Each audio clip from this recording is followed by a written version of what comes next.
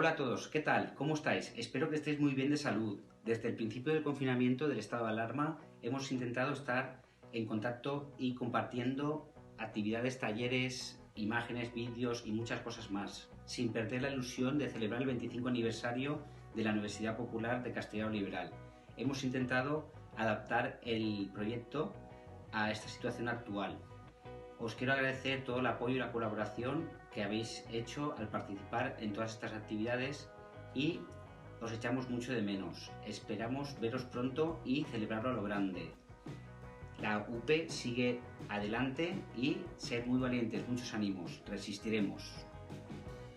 Gracias, Raúl, y gracias a todos y a todas por ayudarnos en este proyecto UPE, que ya lleva 25 años. Sabéis que este es nuestro aniversario.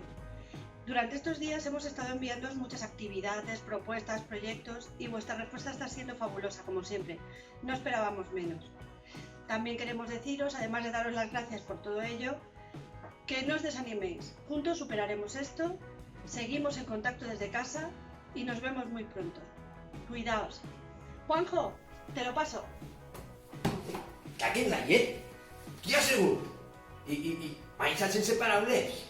Quedeu-se en casa tots, Ánimo, la curva ya va bajando, bajando. Quédate en casa. Oye, pero ¿qué os puedo decir?